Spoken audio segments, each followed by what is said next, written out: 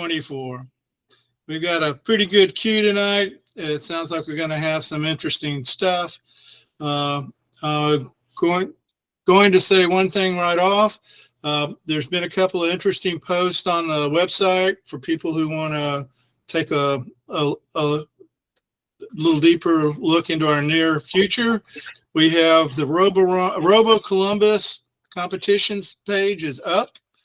So if you want to look at there have been some small modifications to the rules, nothing big. We've essentially made it easier for remote people to use non-standard cones.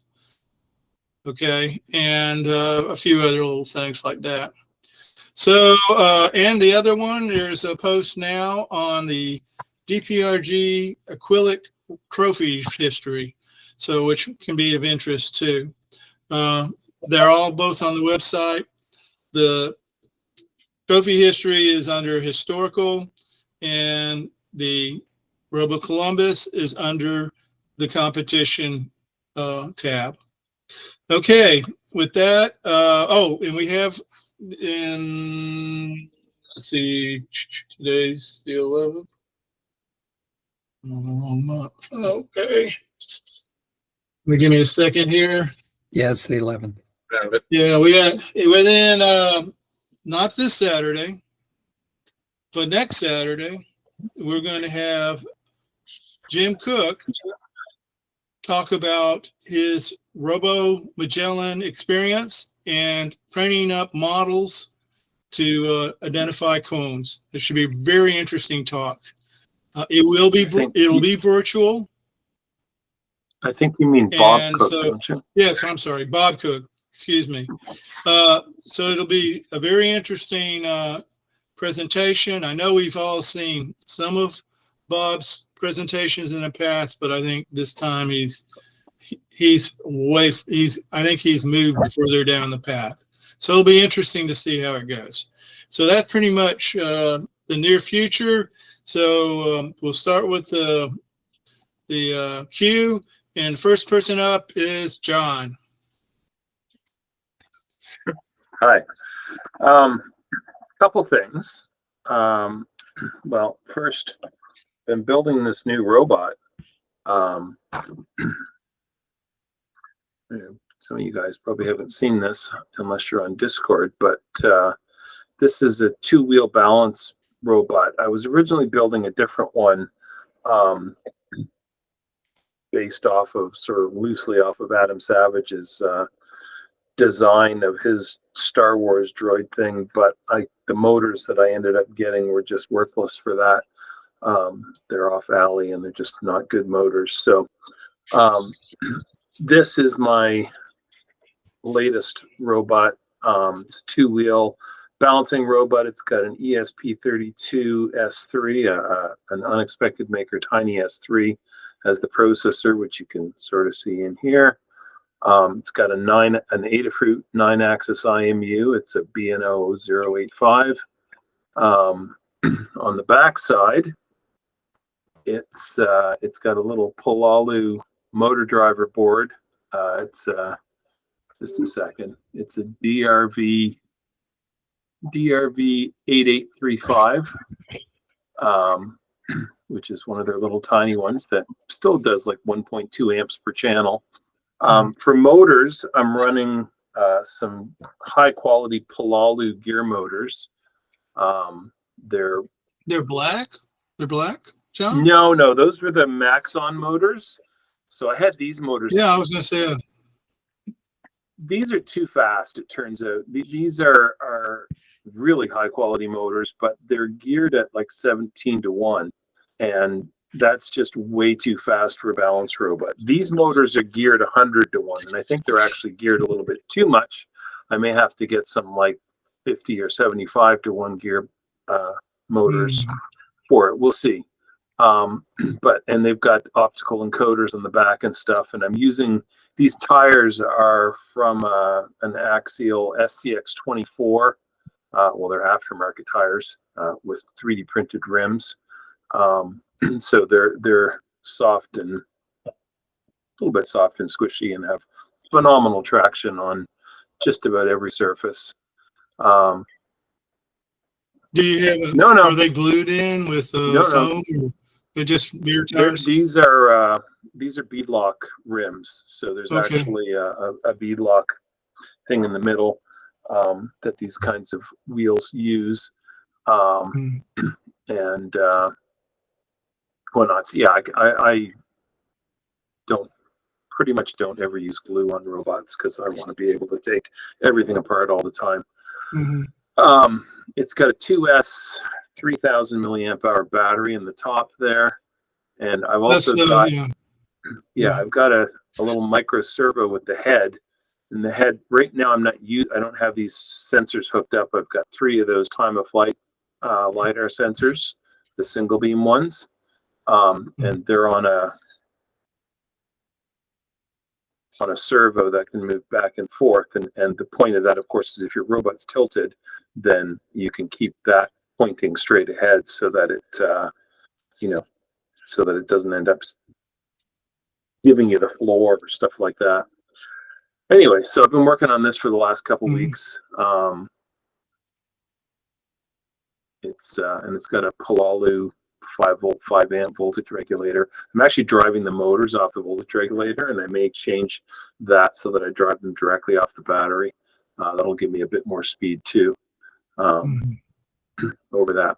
So yeah, playing around with that. I'm going to be hooking this up to my URC very shortly. I'm in the process of writing. I'm basically tuning my PID loop right now. So if I don't know if you guys can be able to see this. If I put that down like that, you might.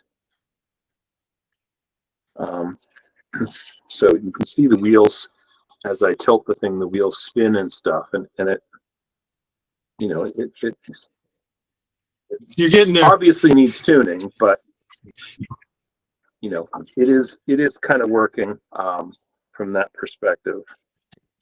Okay, here's what I think. I think that constitutes a gold star. What do you guys think? Absolutely. Okay, good go. Sure. And I can't. You turned that out in 2 weeks. Yeah. Wow, that'd be a year project for me. So that's really great. Well, I already had all the parts and stuff. It was really the design, printing it, and I ended up, like I said, I mean, I have these Maxon motors in a different this bottom part here is a separate piece that holds each motor. So I can use like different motors, so I can use this motor instead of that motor, and just by replacing it and putting a different wheel on it and stuff. So playing around a bit with that, and the wiring is a pain. Right now the encoders aren't working for some reason. I got to figure out whether I messed up the wiring or whatever, but we'll see. Well, those Maxim motors, they're like from Switzerland, so they're like top quality for sure. Do you have a source of them, or a surplus source, or are you? Well, are you just chopping off a part of your arm and giving it to them? No, I'm not using these on the robot right now because, like I said, they're too fast. These are actually out of one of my mini sumos. Okay. I bought 4 of them from a place called Bainbots back in 2007, I think. Okay. They were selling them for $40 a piece. You can get them on Alley surplus still for a reasonable price. You can get these. You can get them with encoders. Really, real Maxim? I would be surprised. Well, I don't know if Alley. they're real Maxim or if they're clones. These are real Maxon motors. These ones. Yeah. They're really, really nice motors. Yeah, I have a couple. Yeah. Yeah, that's good. Yeah, they are really neat. Okay. So the other thing that I'm working on is on the URC. I'm going to make a menu for it, obviously. But one of the things I want to do is be able to tune my PID. So I've created a sort of a numeric keypad that you can type in stuff and type in numbers basically with decimal points, and you can delete. Oh, nice. it's hard to do this backwards. Yeah. But you get the idea. So I'm going to have it's painful. Well, the robot doesn't balance the same with the USB cable plugged in, obviously, because it's hanging off the front. So I've got this thing. I already set it up so it reads the PID values from a JSON file that's stored on the drive of the ESP32. So now I'm just going to hook up the telemetry so that I send that file over. I'm going to send a JSON packet which contains the data, and it'll just write it to the file. But I want to be able to update the PID in real time, basically, from the URC while I'm tuning it, which would be kind of cool. Yeah, I definitely could. It will shorten the development time for sure. Yeah. Yeah, and like you said, you can't put any on a balancing robot. You can't hang anything off of it that's not supposed to be there. Yeah, it kind of messes it up. So yeah, will the articulating head affect the PID loop, or?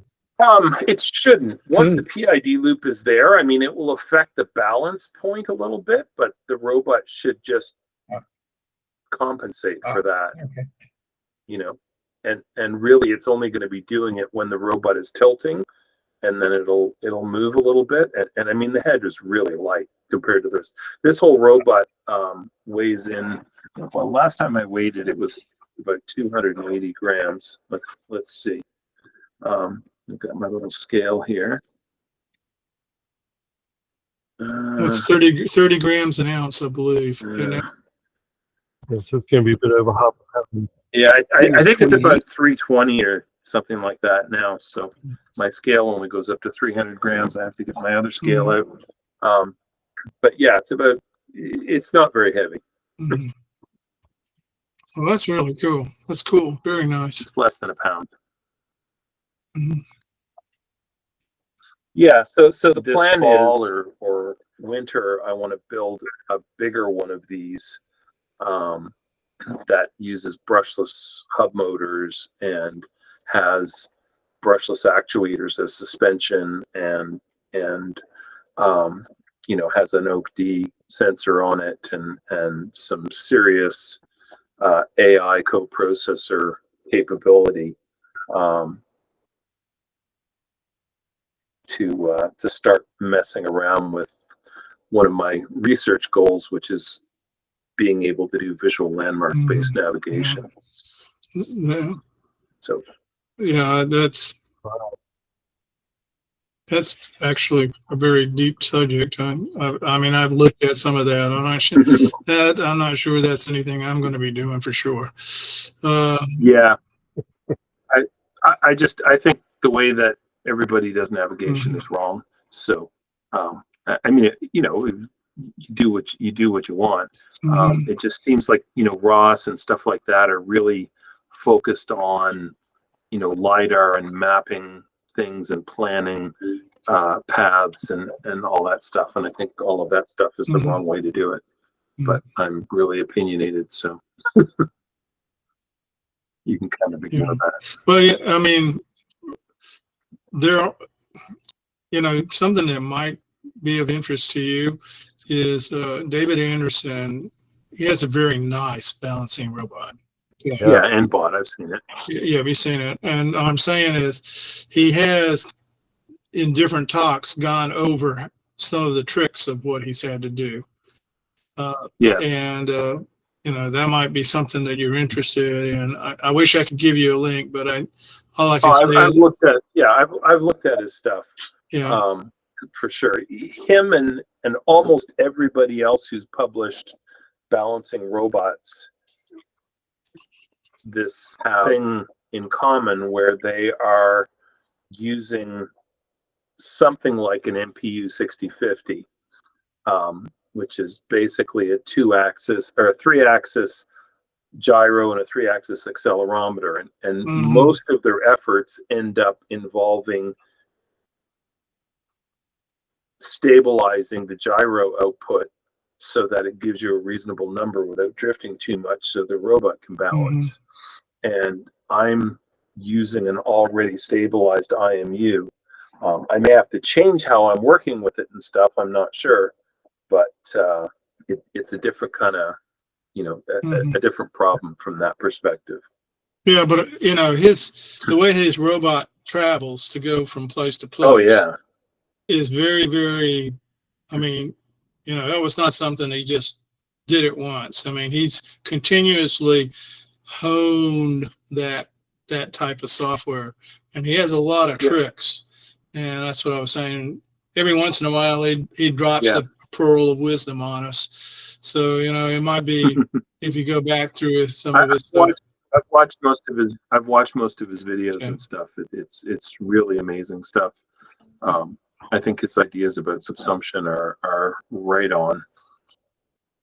I just want to say one thing that a lot of people seem to think that you need to have an IMU or and even a stabilized IMU for a balance, and you don't.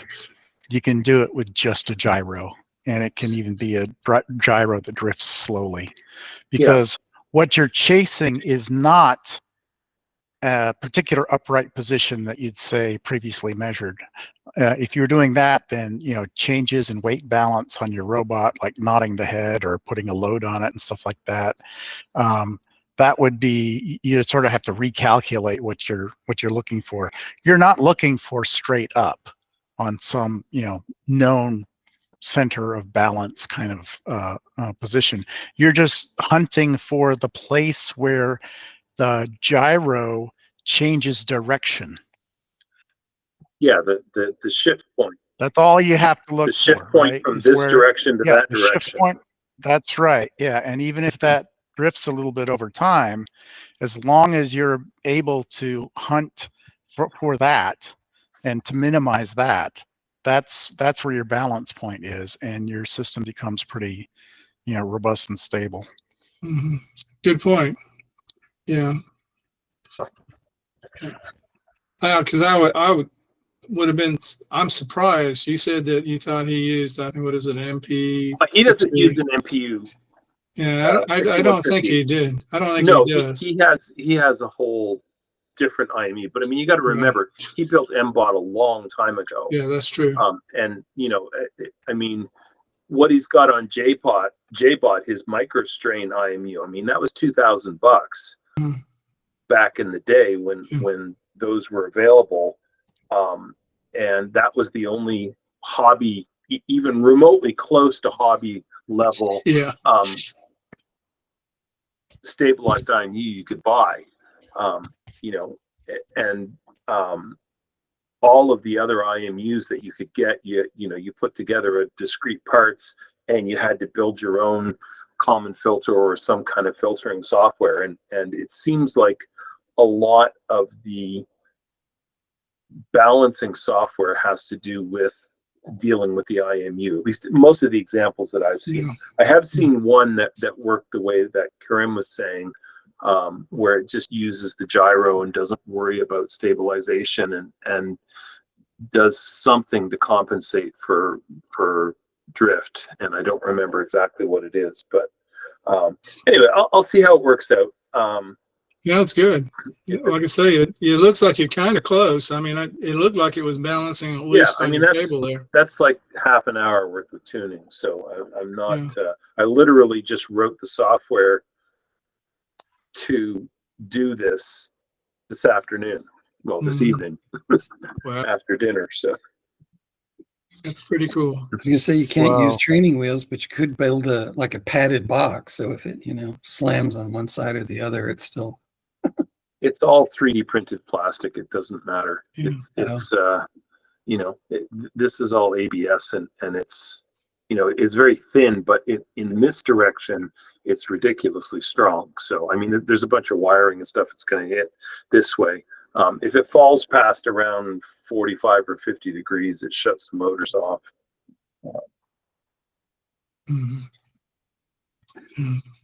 You just don't want it leaping off tabletops, though, you know. So. Yeah, well, I don't generally run it. You know, I'm running it on my desk, but I'm sitting right here and constraining its motion and stuff while I'm tuning it. But in general, I'm not planning on running it on tabletops because it doesn't have any edge sensors. Yeah, well, that's I think what he Ray's alluding to is Paul thought he had it contained too, and his took a dive. Yeah, well, that's okay.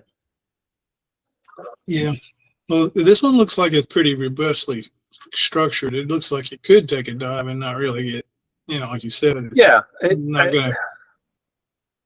If it landed on the head, it might be a problem. It's hard to say, but if it lands anywhere else, it probably isn't going to care much. Mhm. The tires have a fair amount of suspension. Actually, these tires these are fairly big tires, and I actually have TPU inserts that I printed back when I was using them on rock crawlers, little 24 scale RC rock crawlers, and so yeah, it seems to work pretty well. You could print a. You said Go ahead. you said what the processor was, and obviously it's an ESP32. Yeah, or it's something, it's from Unexpected Maker. It's the guys that make the tiny Pico, and so this one is a tiny S3. Okay. So it's an ESP32 S3. It's got 8 megabytes of PS RAM and 8 megabytes of flash, and that's all available to MicroPython. So, so yeah, it's the standard dual 4 240 megahertz S3, and it's got 17 GPIO pins, I think. It's a nice little.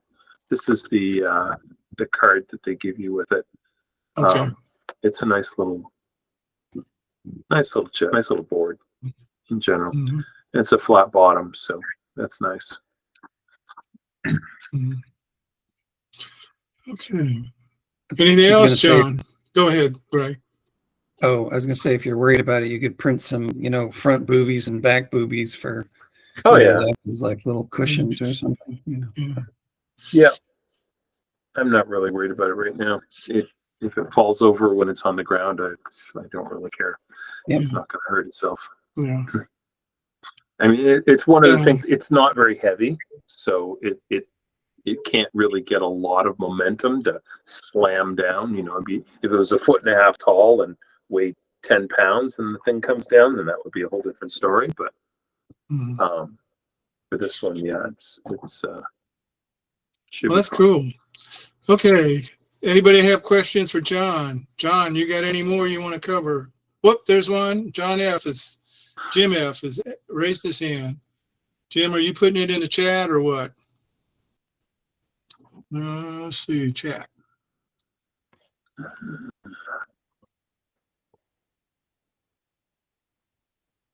Okay. All right. Sounds good. Okay, so no questions for John. We'll move to Paul. You're the second one on the queue. Yeah, Doug, and I don't want to break the rhythm too badly, but can you just check something for me, because my connection is a little spotty. I'm connecting through Starlink, and I'm seeing the occasional freeze. So can you check if you click the 3 dots? Do you see it say manage recording? Yeah, it is recording Okay, now. You can it's see the red recording. dot. yes, I know that. Yeah. I know Yeah. that. I started it because Doug started the intro, but it wasn't recording, wasn't started. So Doug, I'm going to probably drop off after a bit. Okay. Because I got company here, but if you press the manage recording, if you select the manage recording button, you'll see a screen pop up to the right that says it'll at the moment it'll say stop recording. So you press that at the end of the meeting. Okay, got it. Great. Or the other thing is it'll stop recording automatically if all the co-hosts leave. Yeah. So no worries if you don't remember to do that. But I want to make sure you're able to see that, because if I drop off, or my connection drops, I didn't want the recording to stop. So it should keep on recording as long as you're in the meeting. Right, that's what I understood. Okay, great. Yeah, we tried that. Remember, we tried that. Yeah. Okay, then my topic was really more of a discussion item. I thought there was a very interesting couple of exchanges between Doug, yourself, and me that I think are more easily talked about in person, live, than even through chat uh, on the Discord, and it really centered on the idea of what's a good hardware platform, and if you're using a real-time OS, which one should you use? And you're currently using LMX, and I suggested that free Ad-hoc would be a good choice. Mm-hmm. But it also you made the point that I wanted to ask you to explain a bit more, and maybe we could have a group discussion / input on it. Is how do the different kinds of microcontrollers, specifically the Arduino Uno R4 and the ESP32 and the Teensy 4 and 4.1, what are their pros and cons, the things that they're good at, the things they're not so good at, stack up against one another, and the context, I think, would be interesting ideas on the future club robot that you're thinking about creating and doing a course on, Doug. So I was interested in your knowledge of the IOs and other aspects of these different boards. Mm-hmm. Well, I tell you what, here's my dilemma on that. Okay, in a beginner class, you immediately say, well, use a simple microprocessor like a Uno or a Mega, and that's not a bad it's not a bad first robot type decision to make. But what I have seen is that people get stuck often in the first processor that they learn. Do you know what I'm saying? And I would say if you're going to use the Arduino, the ESP32, now we're talking C++ here, or the Teensy are much powerful boards, and they aren't really much harder than a Uno. Okay, I mean, because you're using the Arduino environment type programming. Okay, so the Teensy does use the Arduino environment for programming. Yes. Okay. I mean, you can always, any processor, you can do it on the raw metal. I mean, you can use, I think that's a NET, if I remember right, it's a NET processor. So, I mean, you could look it up, you could look the processor up and you could probably get their environment and just, I mean, that's the way a pro would do it. So but let me just level set you on the R4, because the R4 is a very different animal than the R3 or any of the previous Unos. It's a Cortex M4 base, so it's got a 32-bit processor, and they've thrown in an ESP32 for Wi-Fi and Bluetooth just for grins. I haven't managed to figure out how the thing is connected, how the ESP32 is connected to the R4, but it seemed to me that in terms of processing power, the R4 is up there along with the ESP32 and the Teensy. And one thing they seem to have emphasized, best I can tell from the docs, is 5-volt compatibility and the Arduino Shield compatibility. So that was, I'm just saying that I think that getting stuck on a simple low-powered processor is not applicable to the R4 because it is a modern high-powered processor. I understand that, but Okay. you have to kind of, all right, when you look at a beginner, okay, and Jim, I'm going to use you as a beginner. I please don't, if you don't take offense or anything, but right now Jim has 4 TT motors. He has, I believe it's, I don't know if it's a native fruit or a Polo dual motor controller. He has, I think he has an ultrasonic. He has, and he has an Arduino R4, and he might have something else, but he's got all the basic parts he needs to make a simple robot, except he doesn't have a frame and a battery and a few other, but you know what I'm saying? He has the main parts, and so the question is, if he can, how would he go about getting? So in his case, he's already got, and he also has a RP 2040. So in his case, he has 2 choices. He can use the RP 2040, or he can decide to use the Arduino R4. Okay, so that's how he's probably going to go, because I think Jim's trying to prevent himself from going robot part buying crazed. You know how that is. Yeah. It was easy. And also in his case, he has a couple of other restrictions. Jim does not buy things online, so he has to be able to buy them from a couple of sources that are in his town, which they have something that's like a Tanner's. Okay, so he's in better shape than, say, other people might be. But with those restrictions, how would you go? How would you proceed? And what I was suggesting is go simple and just build robots. You're going to build in your robot hobby.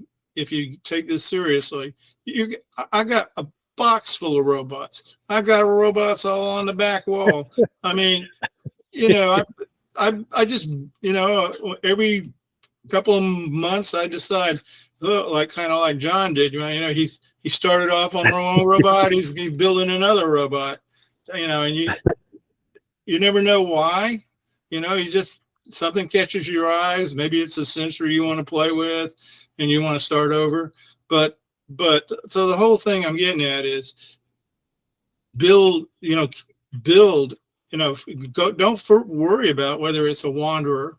His motors don't have any encoders on it, so he's not going to be able to know where he really is. Okay, he might know that. I don't think he has an IMU, so he's not even going to know direction. So he can build wanderers. So that means moths, cockroaches, or he can build what I call, for lack of another choice, non-navigatable robots, like a line follower. He can build those sort of things, wall followers. He can build those. Those are all great robots to build, and you learn a lot. And he can do that with what he's got. So, that's what those conversations were.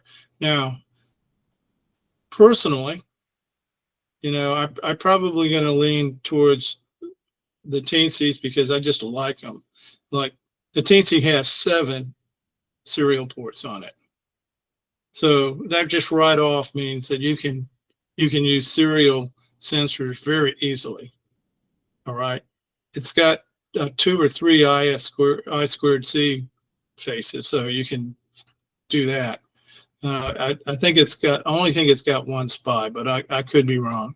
It's got plenty, every pin's an interrupt type situation. So, it's just got a lot of flexibility, and that's kind of cool. The ESP, it brings Wi-Fi into it, which brings a whole different, that's a different animal in a different way. So the R4 in that sense, it could give you the best of both worlds, but I'd love to know how. I haven't looked at the specs, so I don't even know how many serial ports it can support natively. Now, I'm not talking about what is it called, software port or whatever. So, soft serial. Yeah, I don't.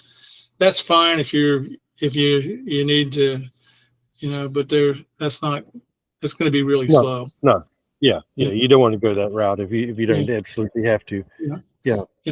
And so anyway, I'm just saying, right now, if somebody were saying what are the best hobby microprocessors, I think everybody, it would be ESP32, the RP2040, the Teensy, and I'm sure there's another one that I can't think of, but those are okay. Now, if you really want to get down to the beginner and you really want to make it simple for somebody, then just an R3 or a Mega. But and of those two, I would prefer a Mega. But and you can get Megas in small form factors now. You don't have to get the old-fashioned take up half the world stuff. And that's so. And since one of my hobbies is now building PC boards, I like the small modules better than I do the big modules.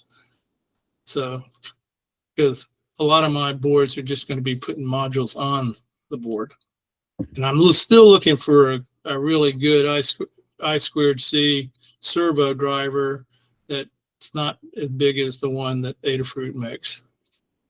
So anyway, that's just, I don't know. Those are the processors I would, if you feel that you've now reached, if you can show me 2 robots, all right, show me, here's 2 robots I've built, then I would say go for that tier that I just mentioned.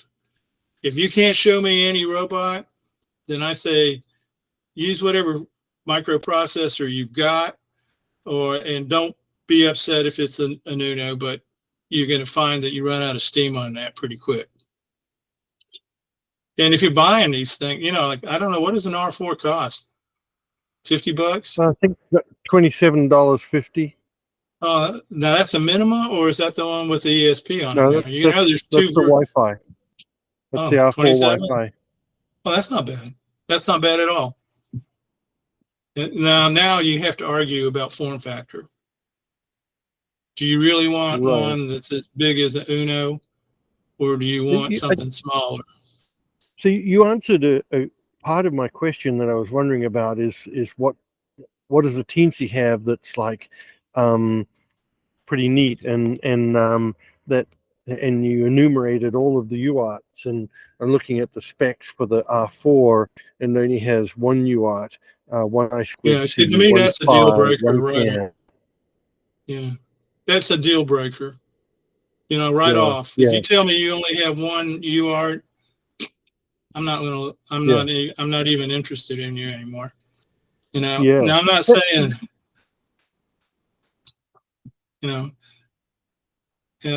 was what I wanted to get at with this discussion was, what are the specific things that you like about the Teensy, and you explained that. So that's great. And I don't know how the S3 stacks up. It'd be interesting to put together a like spreadsheet comparing them along the several of these processes along that kind of basis. Now, there's one side of this too, that the ESP32 can easily handle MicroPython, and I think the Teensy can too. But I've never explored it, so I don't know if it can or not. All right, and I probably wouldn't. I'd probably be in C if I was using a Teensy, and that's partially because I'm not very good in Python. Okay, but if you really wanted to learn MicroPython, the ESP32 is a really nice chip to do that on. Yeah, and Yeah. and the other thing about the ESP32 that I got to say is appealing is it comes with so it's a dual core processor, and it starts up FreeRTOS natively when you boot the thing, and then the Arduino environment, if that's how you've got it programmed, starts up as a task. The IP stack runs as another task, and they've locked the IP stack to core 0, and so they start the Arduino environment on core 1, but you can start up other tasks. So what I did on Mobot was the FreeRTOS API is available through the library, and so considering that the Arduino environment was already running as a task, I just created a new task, and so now I have 3 tasks running: the IP stack, the Arduino environment, and my newly created task. And actually, I started 2 more as well, and so ended up with not with the basic IP stack task plus 3 of my plus the basic Arduino task plus my 2 extras of my own creating. And I thought that was kind of neat to have that just already running built into the thing, and you just call the API to create a new task. Yeah, well, a lot of what we do on most of our small robots, we don't really need an RTOS. I mean, it's handy, but you don't need it. Now, if you look at if you want to go into subsumption, you probably do need some form of RTOS, because you want to be able to essentially pick which task you're going to give priority to. But the arbiter is the thing that gives the different tasks priority. Yeah, but you don't need an RTOS for that. Right, and that's what I was going to go say was you don't need it. You can, I'm just saying this, but that's one reason why you might use an RTOS. I mean, that's why David does it. Okay. And, but, Carl doesn't, as far as I know, he's not using RTOS, and he's pursuing subsumption architecture, with no problems at all. So, it's like you say, the arbitrator is pretty much all there is to it. So, having your what's going to whoever wins, what happens. So, okay. I think the one that I don't. Sorry. It would be good to do that, have a table of what the benefits of the other ones, because there's another version of the RP 2040 that has Wi-Fi in it. And I don't own one. Well, I might own one because when it first came out, I probably bought one, but I haven't used it. And I'm saying, so there's another possibility, and it has some neat features too.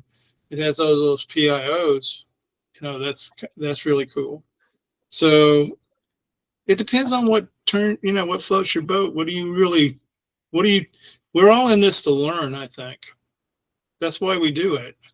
So, you get something and you think it's got some cool features and you try to learn about it. And there's so many good processors now, I don't think you can make a really super bad choice. Well, you've answered the question about what you really like about the Teensy, which was a piece of knowledge I was looking for. So thank you for that, Doug. Yeah, I like it, but is it it's like anything. There's some places where it probably isn't the best processor. Yeah. But for the board I'm working on right now, it's like the great processor. because I've got all sorts of little LiDARs doing wiggly things and looking at, and they're all using serial ports, and it was All right. Cool. and it's Well, that's small. This is another good board like the Teensy that has a lot of this one has 6 hardware serial UARTs. It's an STM32 F405. You can get it off Alley for $10, which is a little cheaper than a Teensy. Yeah. And like the Teensy, this you can run C or you can run MicroPython. The other thing I was going to mention is that MicroPython runs as a task on FreeRTOS on an ESP32 as well. So the interpreter itself runs as a task on that. So it's built into the same architecture. You can't spawn FreeRTOS tasks from MicroPython, although they do have this async IO thing that I haven't really looked at very much. But realistically, you don't need multi-threading to do this stuff. You can do all of this stuff without it. You can build complex robots running on a single microcontroller, doing all kinds of things just with simple, like a finite state machine. And you just have to make sure every piece of your code runs really fast so it can do everything often. It's doing subsumption or anything like that on this is easy. Yeah, good point, John. That's all I had. Okay. I was reading the chats and some interesting things putting down there by Kareem. Anyway, okay, so the next guy is Ray. You're on mute. Yep. Anyway, ordered yet some more parts that I think I'm actually going to use. So, this is they call it the cheap yellow display. There's several variations of it. Some of them have 480 by 320 displays. Other sizes are 320 by 240, so a little bit less resolution. They come with capacitive touchscreens, resistive touchscreens, no touchscreen. And the reason why it is a little bit better than the chick magnet is that it has it's based on an ESP32, but it has an SD card slot. So instead of dumping, or connecting this to my laptop and, using the serial port to, write stuff into the serial monitor in the Arduino IDE and just noting things, I could actually write it to an SD card. So that is one of the advantages I was looking for. Well, I thought the chick magnet had a micro SD card slot in it. Not the WTSC01 does not. Okay. I don't know about the Plus. The Plus may have had one, but I didn't. I bought those before the Plus came out, and it's pretty good looking. I think. Let's see. I'm kind of off camera there. I see something there. Yeah, that uses that. What is it? LG. I need a longer cord. LG something V. LVGL graphics. Yeah. Yeah. Here, let me get a longer cord. That's too short. I can't get it in front of the camera. Yeah. Well, Random Nerds has had a lot of recent. In fact, I was going to bring that up. They have a using the it's called the cheap yellow display, basically. So he's got a couple different tutorials with that, and anyway, so they've got a bunch. It's not a bad demo. on it. So it just comes up in different screen colors, blue. And then you have that picture of that girl. Yeah. Yeah. And you know, the touch screen works, like you can hit other things, and yeah, that's pretty hard to see. But that's showing the If you- graph, and you can select, look at different data points on the graph, and you're probably not being able to see a thing there, right? Not much. No. Yeah.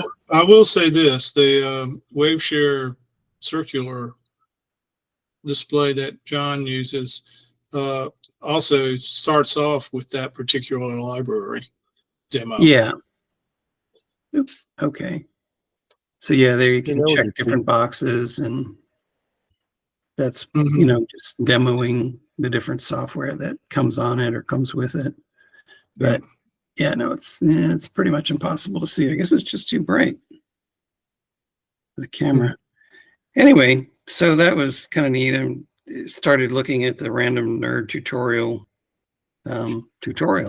on it. Mhm. And you know, it doesn't seem too difficult to use. It's pretty good. Shortly after I got that one, I found another one that had a 480 by 320 display. So, and that's what the WTSEO1 had, was a 480 by 320 display. They also come in different sizes. There's a 3.5, I think a 2.8. I think there might be a 3.2, but that doesn't seem as common as the other ones. The 3.5 and the 2.8. I'm assuming that's a diagonal measure. Anyway, yeah. So on random, let's see if I can do this here. Present. Screen. Share. So if I go to Random Nerd Tutorials, can you see that? Mm-hmm. Yeah. Yep. Anyway, so that's the stuff. If you just look up cheap yellow display in the search, and he's got several things. He talks about, you know, the pinout, and you know, what he recommends using on that, and what's connected to what. I think he actually did his for the resistive display, so the touch screen stuff may not work on mine. I think I have it. I think it has a different display driver. I think I gotta apologize, because I've got 2 or 3 mixes going on here, and I might have been blasting the audience mix into the channel, even though I had my mic physically muted. And I'm sorry if you heard a bunch of weird things coming. No, we didn't. We did. Okay. You're good. Even better. Thank you. I didn't want to be a total jerk, even though I was just a jerk man. Continue on, Ray. This is excellent. Okay. Anyway, so for those of you who are interested, it doesn't cost a lot. You can use ESP Now. You can use it for data logging, you know, and debugging. So that's pretty good. The other thing, I don't know if that many people would be interested in this, but SitePeed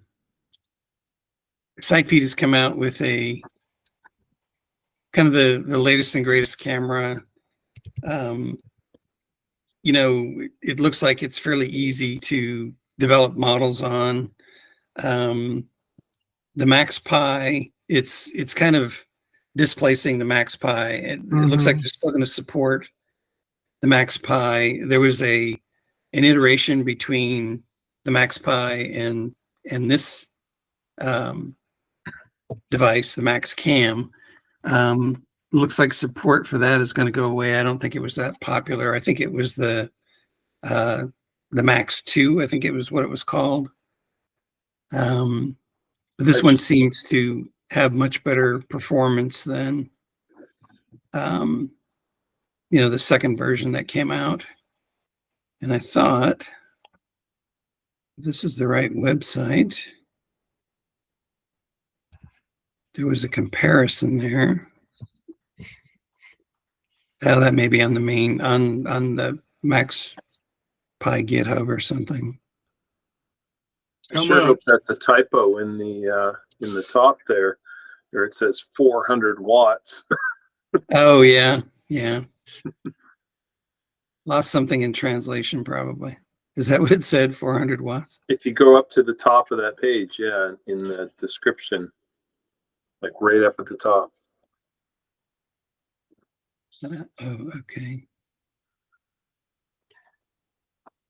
No, yeah, way up in the AliExpress section. Oh, okay. Can you put a link to this in the chat, Ray? I mean, Sure. a link to the yellow board, to the Oh, to the yellow board. display Okay. board. Okay. Yeah, this one, you might as well put one for this Max Cam too. That's kind of nice. Yeah. But- So, But you don't want to chase these cameras though. If you've already you got the other one, you don't need it. Yeah, that's true. Well, it looks like this one's got much better performance than, excuse me, than the other one. Oh, One of the nice things is that you can replace the lenses on this one. It's got the the 12 millimeter barrel lens, which is kind of nice because I have a bunch of those already from OpenMV, H7s and stuff. So. Whereas the other one had, there was a specific camera connector that you had to use, and supposedly they're going to support a thermal sensor and a distance camera as well, but those aren't out yet. So that'd be kind of a neat thing to be able to use that. Anyway, so I kind of view this as a kind of a lagging competitor to the OpenMV H7s or any of the other processors that you can use to develop AI models on. I think they've tried to make it a little bit easier to develop it on this. Anyway, so that was one thing. Excuse me. Yeah, I think that's all I had. Just those two things. well, since you brought this up, I guess, and I haven't heard anybody talk about it. And then there's the Raspberry Pi AI kit. Oh yeah, I've seen that too. And Yeah. I think it's about $80, but I want to say it can do models too. And Right. that's seriously interesting. I'm not saying I'm going there because I've already got solutions, but there was a guy on the internet on YouTube who took apparently it was a board that split the PCI Express channel. So he had these this rat's nest of these things, like 7 of them. And he got a Pi with like 43 MIPS or something because he was using all these accelerators piled into all of them. And so, I mean, it's Pi's, when they opened up that PCI, I think we're going to, maybe not right now, but not too far. I think you're going to see some really cool things coming from that. Yeah. And the Pi AI board I think takes you up to 13. So, I mean, that's kind of cool too. Yeah. So, yeah, on the Pi Hut, I don't know if you get notices from them in email or something. I thought they had a board that would support 2 SSDs. It was like that's what I'm saying. I think there is. Yeah. The ones that this guy used in his things were from Pine. Right.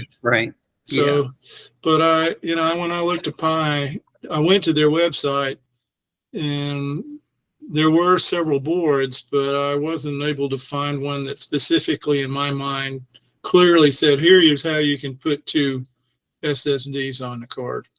Because then you could plug 2 accelerators. And some of the accelerators will work together. So it's kind of cool. Anyway, like I say, exciting times, guys. Yeah, there's a lot of lot of junk coming out. So Yeah. Hey Ray, any updates on your 360 cam, mirror cam? I haven't done that much more on it. It's basically I could use it to find out where those two color blobs were, and those were always in view, irrespective of which direction the thing was actually pointing at, because it sees all around. But as far as close up, navigation right at the goal, there seemed to be some issues there. Like I said, it wasn't catching the center of one of the color blobs. It was catching more to one side, and that would put it a little bit off as to centering on the goal, more towards like the right side of the goal if I'm facing the goal. It does work. It's not like I had a custom lens ground or anything. It's a definite compromise. I mean, I had to mount it higher than what I wanted to mount it, so I could actually see, far enough ahead, because it's got to cover, the whole 10 feet of the goal, so I can see it no matter where I am. Yeah, I was thinking maybe even elevating it a little higher up, so I could see like the sides of the goal as I'm looking down, through the reflector, and maybe navigate a little bit easier, knowing where the two sides are. Is it already mounted close to the height that you need to squeeze under? Well, it's already too tall to squeeze under the goal. So Okay. I can't do that. The front part of the robot can get underneath the goal because I have that camera mounted on the back part of the robot. And so I can, drop a can off, turn around, or back up actually far enough away and turn around and look for the next can. But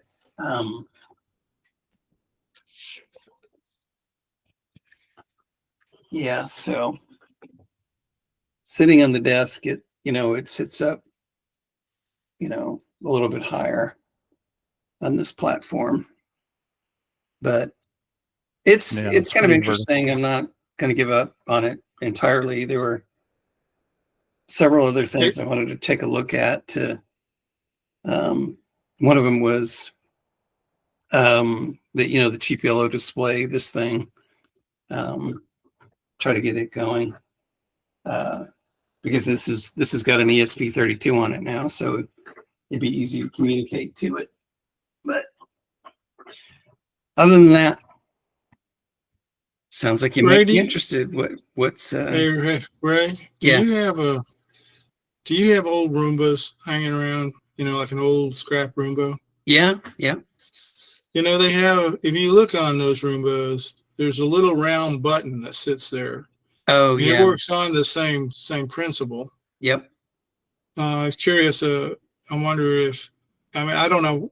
It's probably focused down to an IR LED detector or something. Right. So, but it would be interesting to see if you could take that and put it on one of your 12 millimeter lenses, just kind of like stick it right over it, and what you would see.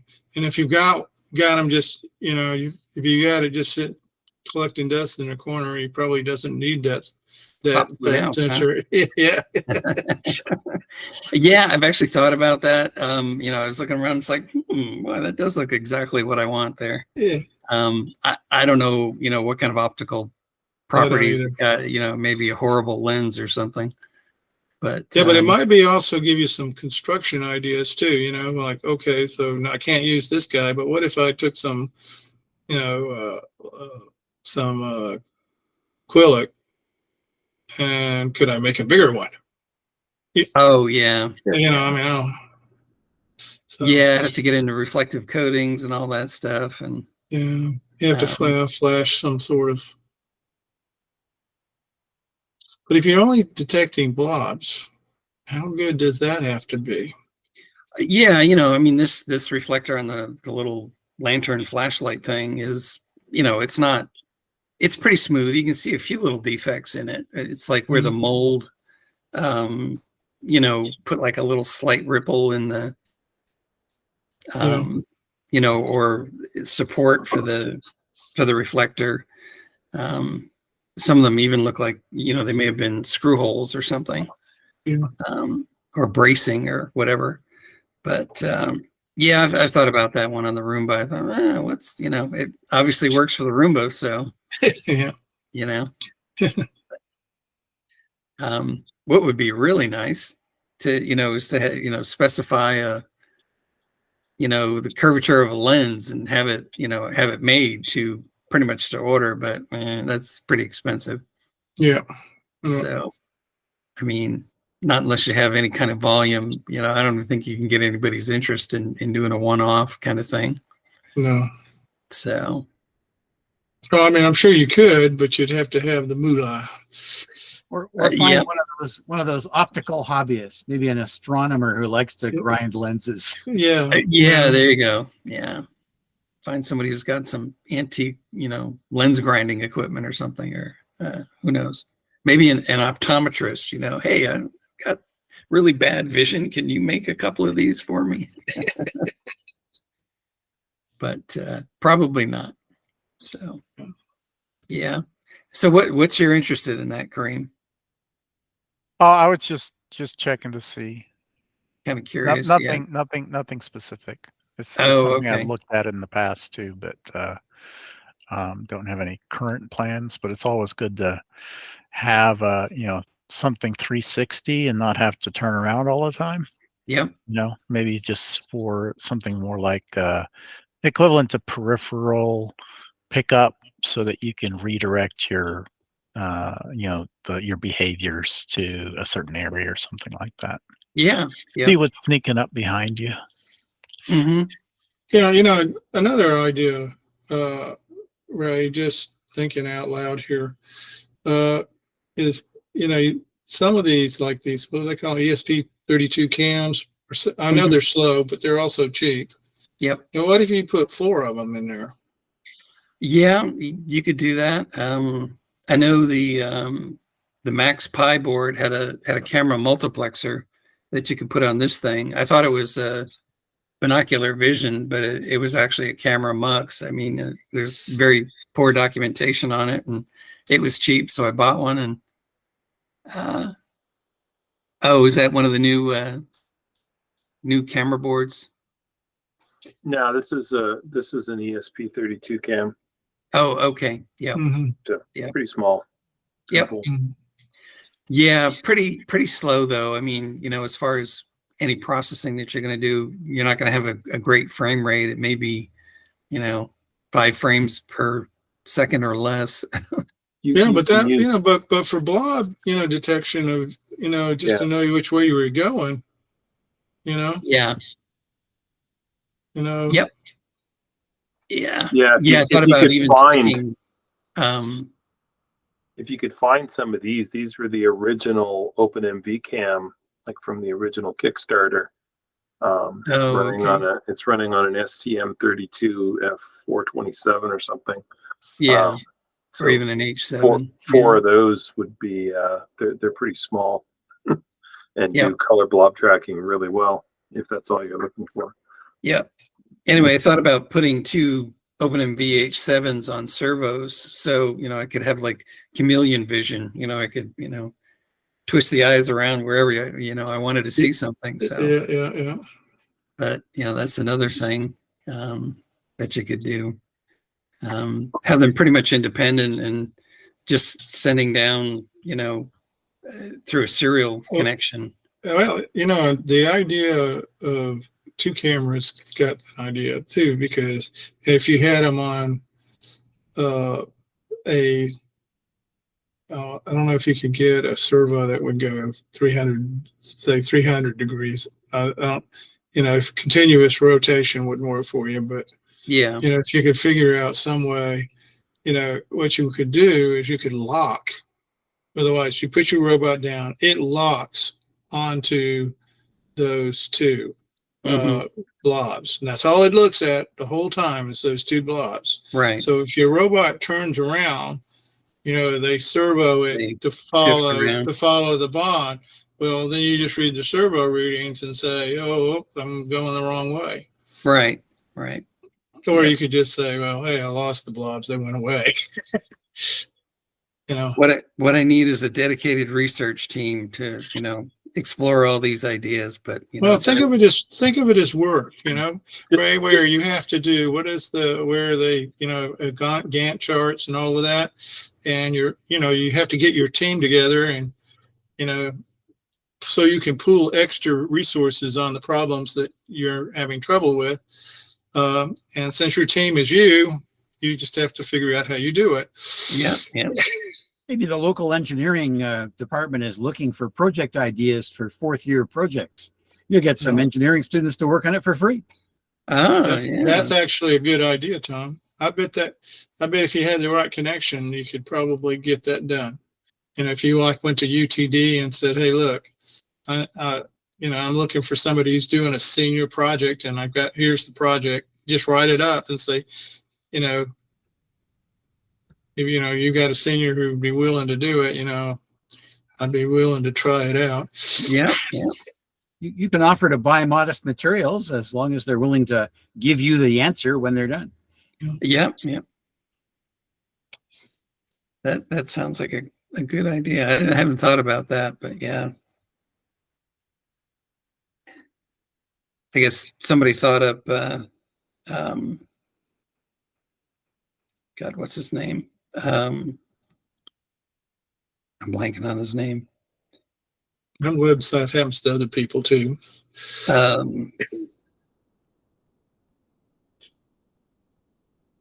It's anyway, the young guy that just graduated. Shit, I can't think of his name now. 7 photons. Yeah. God, who is that? You mean in our club? Yeah, yeah. Jack Jones. That's right, Jack Jones. God, I couldn't think of his name. Okay. Anyway, yeah. There's all kinds of weird, crazy stuff I'd like to pursue, but who knows if I'll be able to accomplish, at least some of them. Maybe I don't know. Hard to say. Yeah. Hey, Anyway, Doug, much as we all love gazing at Ray's dreamy visage, he's been pinned for everybody for quite a while now. Okay. Ray, that means goodbye, dude. Okay. Unpin me. Okay.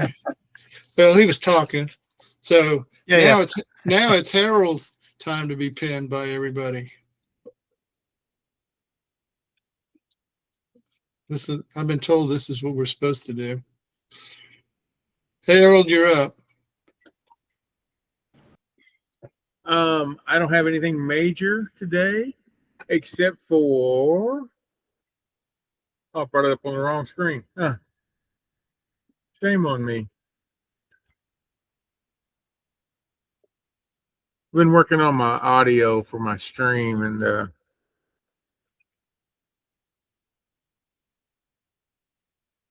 this. Come on, you're not having that bad of a day, are you? This is this weekend. Here, I'll give you a thing in the chat. Oh, vintage computer. Yep. Okay, I could probably take my laptop down there. It's pretty vintage. We could. There's I'm putting a link in the chat. You two can follow along. At least I think I'm putting a link in the chat. Yep. This is the Vintage Computer Festival Southwest. Starts this weekend. Starts Friday at noon at UTD. Tickets are $20 for all weekend, and they're going to have more than they did last year. And last year was pretty amazing. I've got a bunch of junk I'm going to be bringing down there. When I say junk, I've got rack mountable 9-track drives that are auto loaders. I've got some DAT drives that are auto loaders. I've got a couple of big HP printers. you know, these people take anything and work on it mostly. And I've got some other tape drives and other junk like that I'm going to bring down there to get into the swap meet. But there's some guy that Usagi Electric's going to be there, so he's probably going to be doing some fun stuff. Nibbles and Bites, June from Nibbles and Bites, she does a lot of wonderful things. They're going to have a few things where they're recreating like a reverse engineering computer systems. They got one person there talking about making new hardware for old computers, meaning, for instance, there's an Apple II, there's a board that you can slide into an Apple II. That board takes an SD card. And so now you're reading and writing to it like it's a floppy drive, that sort of thing. It's really cool stuff. If you know who 8-Bit Guy is, the cat down, I think he's in Mansfield, he does a bunch of refurbishing tons of stuff. He'll be there, and some other folks like that. They're going. I'm going to be there. I've got a workshop to be in on Sunday morning, which is we're putting together a propeller base Coco color computer based on Tiny Basic together. And I'm like, why do I need it? I don't know. I don't. It seemed like fun, and some retro text that I get to solder on and stuff. It should be fun. I do have at least one friend's going to be doing something on Basic. And the other thing that I'm going very interested in is they've got a fellow down there that has this crew doesn't need it so much, I don't imagine, reading digital schematics and that kind of thing. And in the morning and later on that afternoon or noonish, I think, he's got an introduction to KiCad and going in at workshoppy sort of thing going on at the deal. And then if there's any of these streamers that you know that, I mean, if I'm all these names I'm mentioning, if you don't recognize them, you're probably not necessarily in that space, but I know we have enough gray-haired people here that you can walk around here and probably, yeah, I remember when you had to use one of those and that kind of stuff. And for $20, it might be a decent day to go hang out, you know, that sort of thing. So that's where I want to be this weekend. That's cool. Yeah, and yeah, they do some amazing things with this old hardware. Last year, he swore it was working, so I'm going to believe him. But when I was looking at it, it wasn't working too well. They had some core memory that was actually working. He said it was working until I had to put it in the car to bring it here, and that stopped working. Yeah, that stuff's kind of wacky, right? And lots of fun things like that. There's an auction there where they're auctioning things off. There's supposed to be some Tandy meet up there, as well as mini disc. MDCon is going to be going on at the same time at the same place. So if you're an audiophile if you're into mini disc, I don't know if you can be an audiophile. That's kind of mutually exclusive there from what I understand. But they got a whole bunch of stuff there like that going on. I actually have a mini disc, I think. I have one too. I've got a rack mountable one that I haven't touched in a very, very, very long time. I need to do something with it. So these were audio discs that you shoved in something? No, what happened was when about the times DATs started making their heyday back in the mid 90s, right? They needed another format because the portable DAT player, they wanted a player like a cassette or a cassette type thing where you could take them around and not have to worry about all the DAT and the tape and all that mess going on. And they look like they look like about 2/3 size floppy disks that you put in them, but they're audio recordings. And they got nice little players you can do stuff. I've got the one I've got upstairs, and I probably should just power that on and just see. Maybe get a card to see if somebody wants it. I don't have an idea of doing anything with it. So it's got where you can get in a keyboard, you can do some editing and all that kind of stuff on it. You can also layer data on there about times, dates, all that kind of stuff. It's pretty cool. Mini disc, MINI disc. It was a format by Sony that died a horrible death. But it was kind of cool, some of the things they were doing. But the reason it died is because it just didn't catch on. CDs came along and they were too easy and they were too you know, and they did all the right things, and they were easy to get a hold of, and players were there and all that other kind of imagine, you know, and all there. And so anyway, that's going on this weekend. Last weekend, if you follow me on Facebook, you saw that I was hanging around Fan Expo, which I got to meet, got a photo op with the Adam Savage, and that was fun, and got to sit in a panel for William Shatner, who, you know, that guy's old. You know, he just started rambling about a horse competition and some disabled young lady that could sing the American anthem and pretty good, and she went around to all these places and sang it and did all these things. I had no idea why he told that story, but then he started asking questions, and it was just a kind of a wacky zany thing. And if you've never been to one of these Comic Cons or Fan Expo things, or there's all kinds of people, all kinds of nerds going on there, and the passion that's going on everywhere is awesome, energizing as all get out. But there's all kind of nerds, all kind of things. Lots of Harry Potter folks, lots of Star Wars. I was surrounded at one time by 4 Mandalorians. You know, I never felt more protected. That kind of thing, and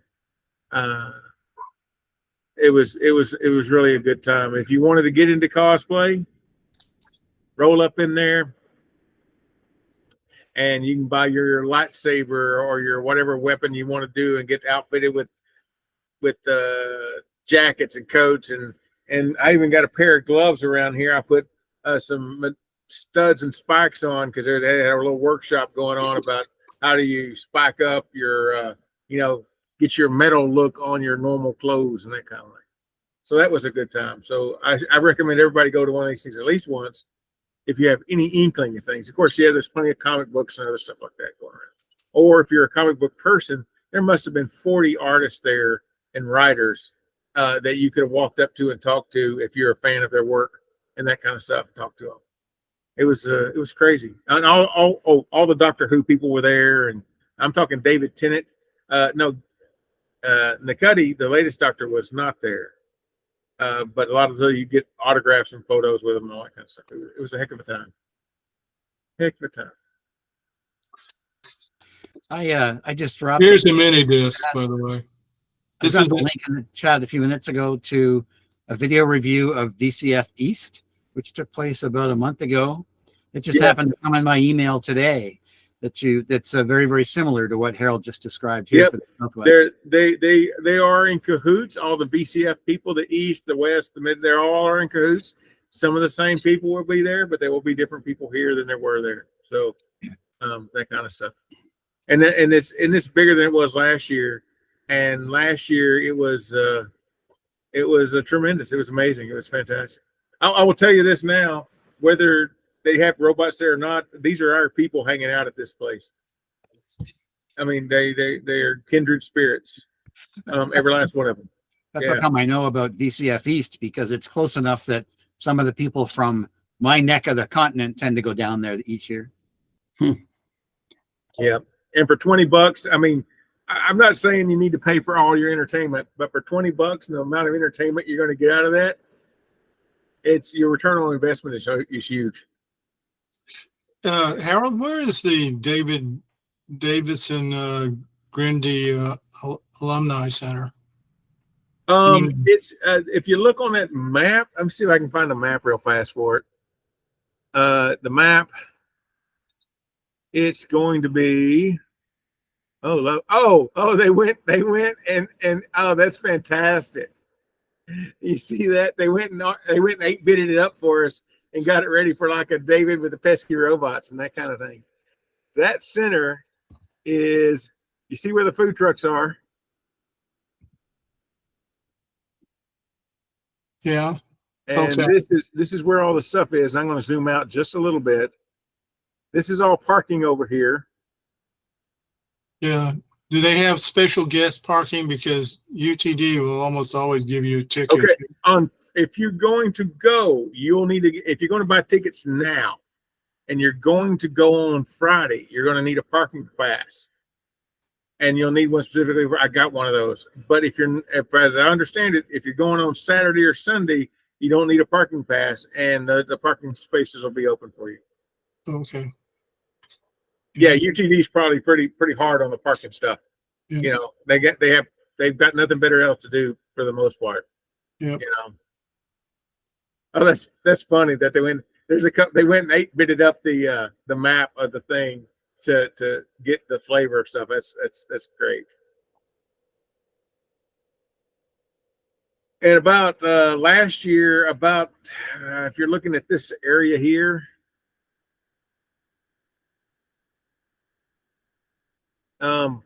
probably about half of this area was what was in there.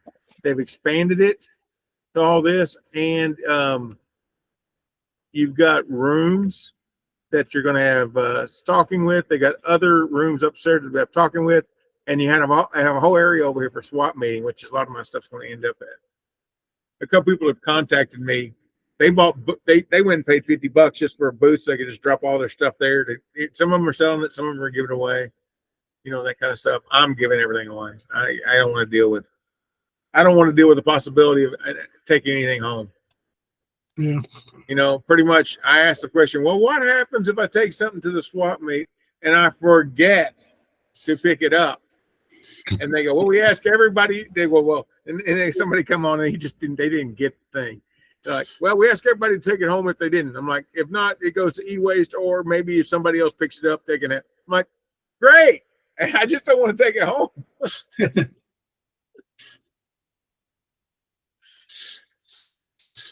But anyhow, that's where I'll be a lot this weekend. So Okay.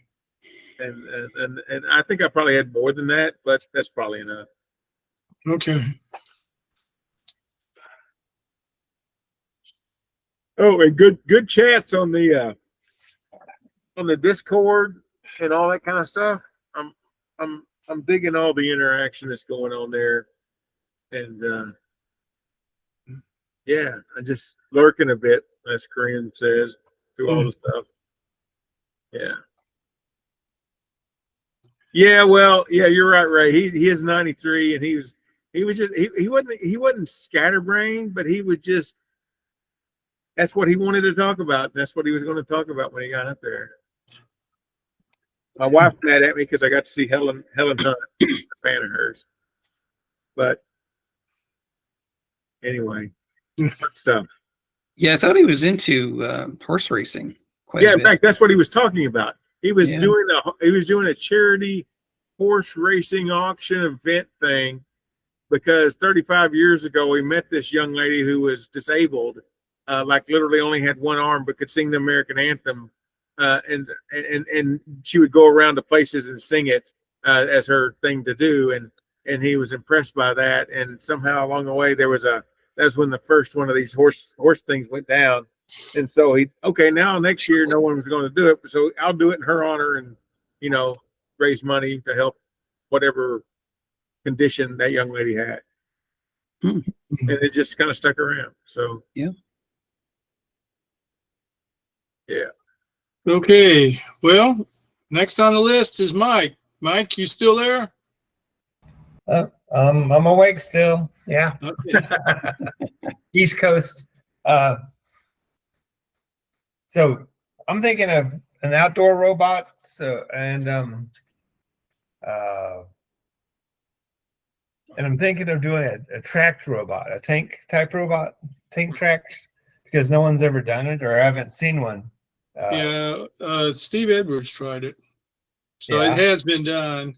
Yeah, and I've noticed that the platforms, if you buy a platform, it's a rigid platform where they're rigidly attached, like the body of the robot is rigidly attached to the tracks, I guess. Right. I was wondering if it would help if it was had some suspension between the body of the robot and the tracks, so that the tracks could move up and down a little bit. I've seen some of those that have some things on the side, or some things that some things on the side that can move up and down.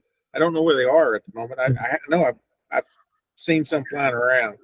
How big of a robot are you talking about? It'd be about 18 inches by 18 inches. Yeah. 400 I'll drop- millimeters or something. I'll drop a link in the chat for one of my old YouTube videos. Whoops, that's not the link. Where's the link?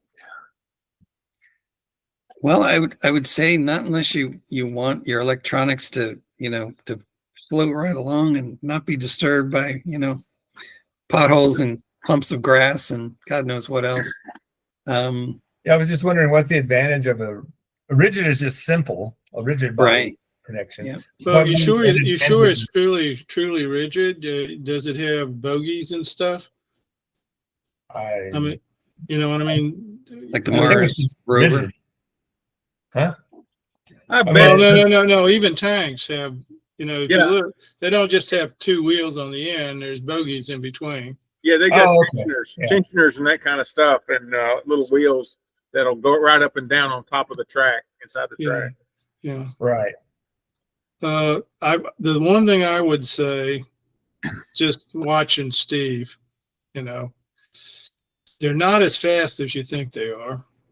Not that that's important, but I'm just saying. Yeah. And the other thing is they really pick up dirt.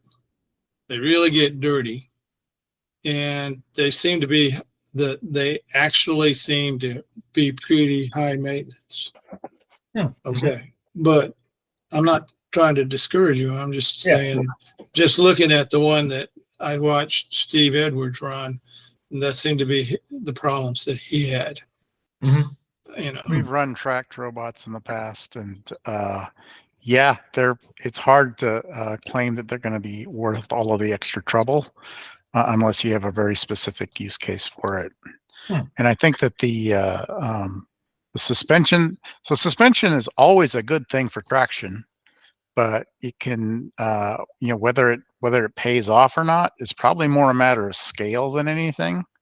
I mean, you have to have a suspension for an Abrams, right? Yeah. But once you get down into really small robots, it's not 100% a requirement, but you will get better ground hugging performance with suspension on just about any robot. But what you're going to sacrifice, or what you're going to have to deal with, is stability in the in the platform that is suspended over whatever the ground contact points are, right? So if you've got an arm sitting on top of it and you want to be very sure of the angle of the arm with respect to the ground or something like that, then suspension makes that more complicated. Yeah, I was thinking if it's rigid, then it'll get over everything by just twisting the body around. It'll always have at least 3 contact points, and it won't have spinning wheels. Mm-hmm. Well, the other thing too is wheel selection can impact. You have big bouncy wheels, sort of like what John was showing on his robot earlier. That can buy you a little bit of suspension. Oh yeah, but a track one doesn't have bouncy stuff. No, but what I was trying to say is, even rigid wheeled robots. Right. Mm-hmm. Mike, you mentioned you're building it for outdoor purposes. How big are you thinking you'll build it? I was thinking about I'll use like 18 inches square. Okay. And however tall it is. Yeah. Okay. All right. So 18 inches. Now, if you look at RC cars, and I think that's what John's showing, they have fairly developed suspensions put in. Their biggest problem is they've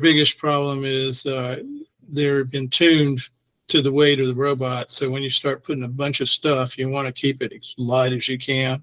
Mm-hmm. Yeah, because I like the idea of starting off with a rock crawler like John has. But You could do tank steering. This is a tank platform. It's got 2 motors, one here and one here, and belts connecting the 2 wheels on each side. It's a go build a you know, except for the wheels are Right. surplus center wheels. They're just plastic wheels that I've used on other stuff, but that doesn't, you know, I mean, it's rigid. It'll still go on at least 2 wheels no matter where it is. So, and it's fairly lightweight with the go build stuff. And anyway, that's an idea you could start out with, and then if you really want suspension afterwards, maybe. Yeah. The one I'm planning on using is fairly similar to the one Ray just showed, except wheels are a little smaller. When The you're split body will pretty much guarantee most of the ground contact without a really, like a, you know, split body with pivoting between the two sides. And you don't have to go all the way into springs and really active suspension and things like that. That'll go a long way, but even that adds complexity. just a general question. You mentioned that you're planning to build this as an outdoor robot, so I assume this is for the outdoor Robothon competition. Right. Are there any criteria for how bad the ground can be? What sort of clearances and slopes and obstacles do you have to deal with? Okay. It can be pretty, Lots it of can be, ruts. it can be rutted. But to be quite honest, you know, when people start doing really good, when we start getting a lot of 9s, then the terrain will get tougher. I was mean, that's just part of the evolution of the contest. But You know, you were saying before you didn't care so much about speed at the moment, but you should, because I forget what the contest rules are, but there's a time limit that's specified. Whether we pay attention to it during the thing or not, that's a judge's discretion, I'm sure. But there is a time limit to actually traverse the entire course, and if you can't traverse a triangle that's 150 feet on a side, 100 yards. 100 yards. Sorry, Yeah. I'm saying 100 yards or more on a side, in the time period that they give, which I think is like 15 minutes. Then you know, hopefully you go for discretion there, but that's kind of constraint that you're dealing with. You'll need to be able to travel 300 yards in under 15 minutes. That's a consideration. Yeah. I was hoping for 3 meters per second, which is pretty fast. That's insanely fast. 3 meters extremely fast. Yeah, I'm not quick with the math on that. So yeah, I'm sure that's in the, you know, That's very fast. That's very fast. You have to have some serious sensor hardware and software running it to run at 3 meters per second. So probably couldn't accomplish that. But, yeah, it's Or not worry about stopping so much. Yeah, there is a pretty good sized pond at the you know, the bottom of his property there. So, you know, if you can't catch your robot, has to be amphibious. Could turn into a submarine. That's right. If you're looking for yeah. if you're looking for a capable chassis, you're not going to do much better than an RC rock crawler. You know, those things they're phenomenal, and you don't have to spend money like I did. I mean, I've got a rock crawler that you can take on, you know, across the Rubicon kind of thing. You don't need that for the competition. You can buy a hobby level RC rock crawler for $500. That will be worlds better than anything you get, you know, the toy ones you get from Walmart or wherever. Yeah. And to Doug's point there, the one thing that's about, when you start getting into rock crawlers that size and that amount of dollar, those things are highly configurable. So if you need to stiffen the springs, if you need to stiffen that, if you want to replace the shocks with some, of course that comes down to money, but maybe there's ways around it that don't take money, just ingenuity to stiffen that suspension to get it done what you want to do. You know, but the basic level of all the things that move around and bounce around and connect up, all of that's there and built to a decent amount of spec, because people are not nice to these rock crawlers. I don't know if you ever seen people running around things, but sometimes they're pretty rough with them. I mean, John will have a better idea than I will, though. Oh yeah, I mean, for the kind of stuff that we do when we're rock crawling, you need some serious hardware, if you don't want to constantly be breaking stuff. But for Robo Columbus, I mean, it's a walk in the park, literally. Yeah. For a rock crawler, if you can run a lawnmower over it, then a rock crawler will just breeze over it. It doesn't matter what kind of stuff it is. And the thing is that they're designed, especially if you upgrade to a brushless motor, you can go really slow, and you can go, you're not going to go 50 miles an hour, but you can go 20 miles an hour, maybe, or 15 miles an hour if you really want. You don't have to, but you can. You've got that capability of going from, like 1 inch per second up to, a lot of inches per second. Yeah. Well, I might have to. Well, right now I'm just exploring it in my brain. It's if you want to look at Yeah. Track chassis, go to Alley and type in tank chassis kit. There's like a zillion of them for cheap.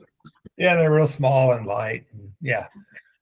Oh no, they've got ones that are like 4 feet by 4 feet that weigh 1,000 pounds. No, they've got everything.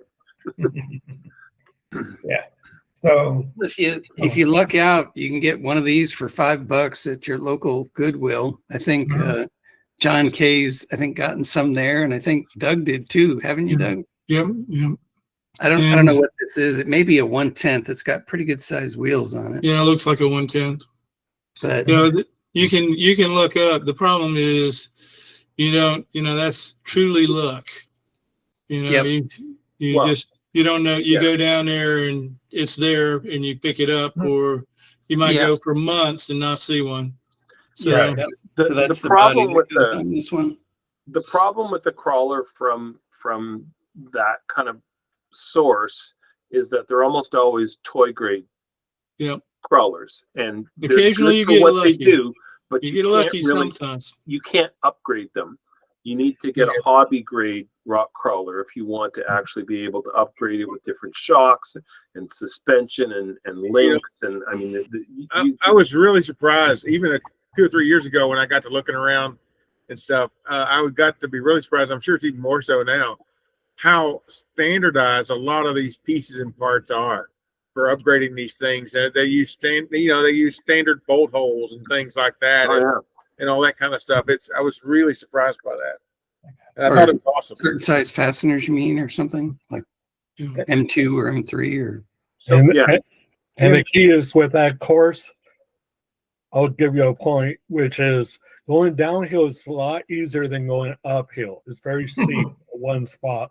So when he says rock primer, you really want something that has torque that can get up the hill. Yeah. This one has motors in the front and the back. And, of course, front wheels. Well, just front axle steering, not, 2-axle steering. Yeah, these hobby grade ones normally put one motor in the middle, and then you have a transfer case, and you've got drive shafts and differentials and stuff. So it from that perspective, it's much easier to control because you've only got one motor that you're dealing with and a steering servo. So yeah, in terms of an encoder, what I did is, I don't know if you can actually see it there, but right here, down in where my finger is where the pinion gear for that motor is. And I machined a little tiny piece of brass that sits on the end of that pinion gear and has one of those Palalu magnetic encoder discs on it. Yeah. And then I take a Palalu magnetic encoder and 3D printed a mount for it. And so now I have the motor speed on this thing with a quadrature encoder. And you can do pretty accurate because the whole thing is locked. All the differentials are both the differentials are locked. You can get reasonably accurate odometry distance with that. Yeah, it'd be more accurate than a tank track. Yeah, well, there's a lot less slippage, unless you're doing very aggressive driving. And let's face it, you're not going to do that. in terms of climbing hills with these things, if you have a hobby grade RC car, I mean, I can climb, stuff that you can't walk up. Mhm.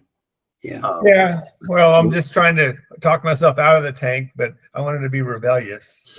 Okay, Yeah, well, If you want to do a tank, yeah, they're cool. be sure to or look for a continuous rubber type thread as opposed to linked, something that's linked, Right. Okay. because the linked ones, they fail all the time.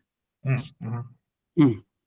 Would they just come apart or actually break or? Yeah, the links will break, especially if you're like a small plastic one. Oh, Yeah. And you're in an outdoor environment. So, Mhm. Unfortunately, the rubber tread ones are usually larger in scale, and they're going to be more expensive. Mhm. Right. John, you had a like hobby grade rock crawler at Steve's, and you didn't think it would get up the hill, but it was able to power itself up the hill, right? Yeah, but it was more on the top end. It had more amps. That's why I was saying it was a 4-wheel drive effectively one. So yeah, it had power, but it wasn't the cheap one. That's why I say you really want to look at, does it have the torque? And he's right, you want a rock primer, because if you go to like a Walmart place or that, they're not really rock primers. So you definitely want to go to more of a hobby shop version. And then regard to tanks, they have tanks out there. Actually, I have one somewhere. Well, I don't have it right on me, so maybe next week I'll dig it out. I had a tank, so yeah, I'm sort of like but the key is they're slower, and you do have the 15 minutes or give or take time. But you can, in fact, 3D print a tank. I've been toying with doing one of those, but the one I have is smaller. Mm-hmm. There are some I've seen on Thingiverse, not recently, but in the past, some incredibly nice little tank robots that are probably, I don't know if they're 18 by 18. They're probably more like 12 by 12, and they're they definitely have the oomph because they're using 340 motors in them, and they're chunking brushless motors, and so that's not the speed and power is not the problem, but I always think really hard before I try to 3D print a model like that, because there's a lot of time involved, and unless you want to fix any mistakes that's there, it can be a frustrating experience. But and the other thing you have to decide, I have used Ackerman in the past, and this year I've decided to go with differential. So a tank is differential. So, I think in the end, I think that the differential drive is just easier to program. Okay, because it can essentially spin on the spot, where you have to maneuver an Ackerman one. It's very doable. I'm not saying you can't do it, but it is a little more complicated. So, that's another concern. Sure. But the thing that Dave used to always say is, if you want to win at that sort of contest, you got to practice, practice, practice. You've got to have your robot ready early, and you've got to get it out there and run it on the ground, so you learn all of its foibles so that you can fix them. I don't know. I wish I had better wheels on the one that I'm working with. I just can't find the wheels that I want, and but let's see how it goes. I'm sure I could probably 3D, print them up, but yeah, that's not. There's better ones than that, John. There's better ones than that. Oh, for outdoors. You mean? Yeah, there's a lot better ones than that for outdoors. That one happens to use stepper motors. That's probably really slow. Yeah. So, but anyway, John, I'm excited. You're gonna tackle it like you did your indoor robot. That was a beauty. Unfortunately, you had the demo mode in full effect. You know, soon as the pressure was off, the robot said, "Oh, I'll do it for you." That's what happened to me. Yeah, I know that was pitiful. I know you really felt kind of down on that one, but yeah. Oh well. All right. Well, thank you. Okay. Tom, you had something you said you wanted to ask? Yes, I'm at the point where I'm taking a look at implementing the code structures that I've been using under Arduino, using essentially a couple of simple timer loops, a 10 millisecond and a 50 millisecond loop. And I'm going to implement them on a Raspberry Pi Pico for this larger robot that I've started to work on.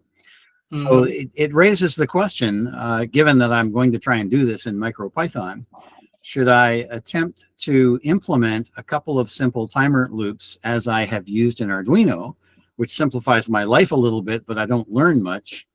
Or should I attempt to use something like PyRTOS or the async IO tools that are available in MicroPython? I'm tending towards async IO.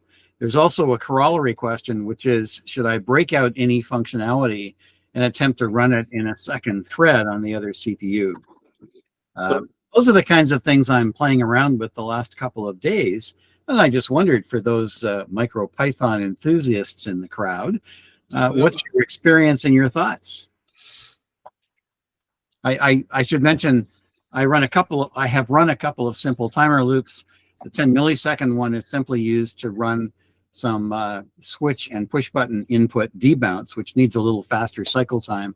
The 50 millisecond loop runs everything else. It runs all the input data processing.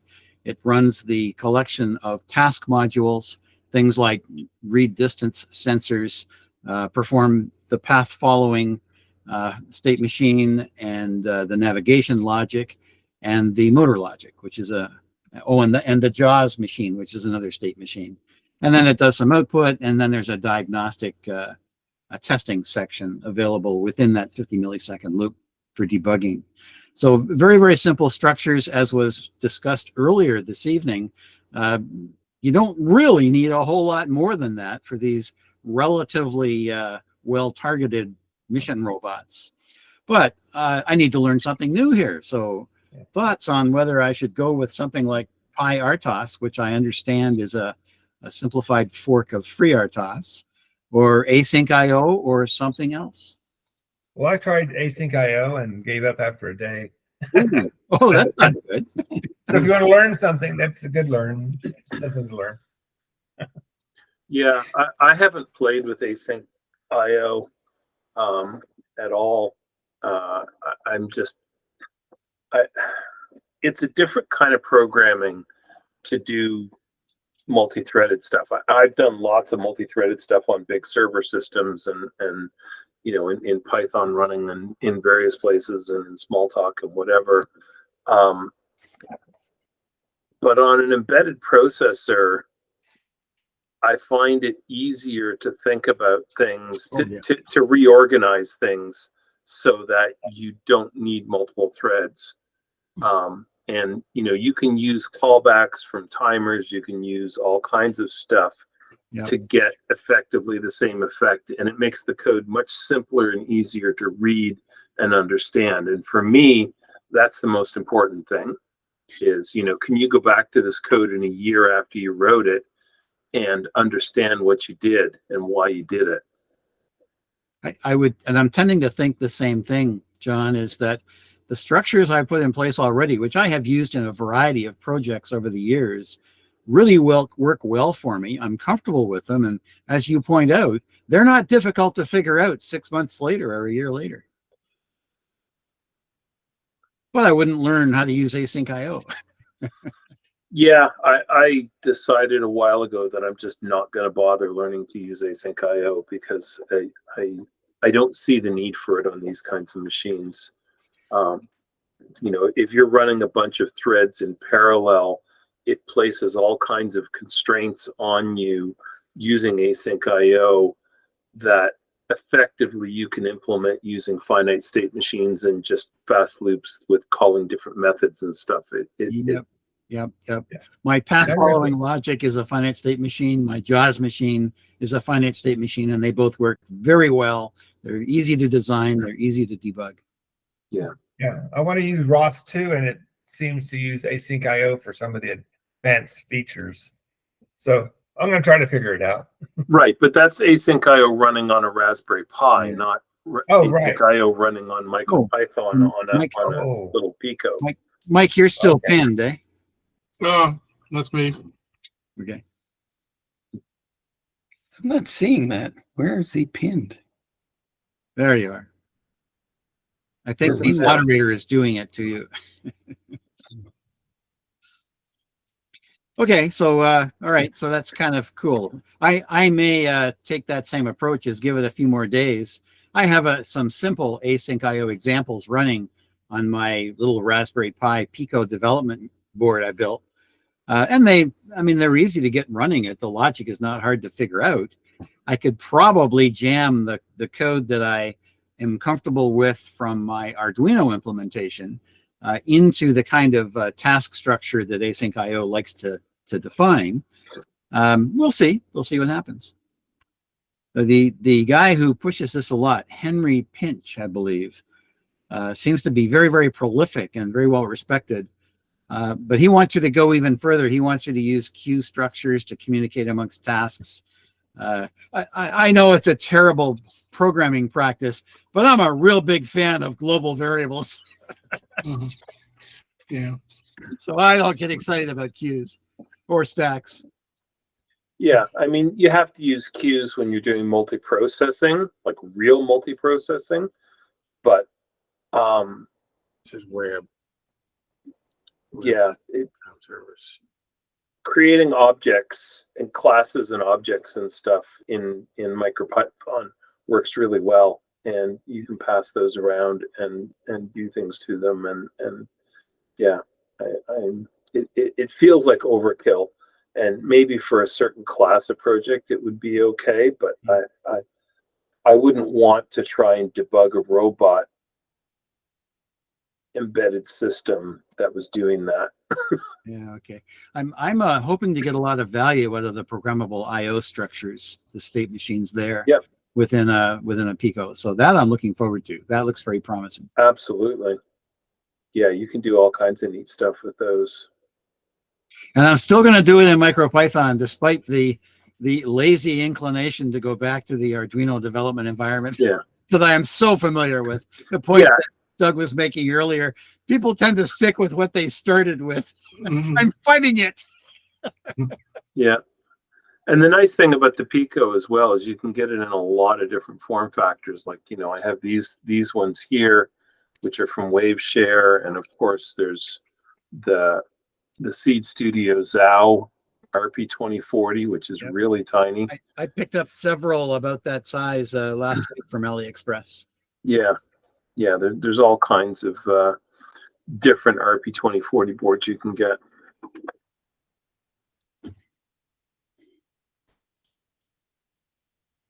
Okay, Tom, is that it? Are you finished?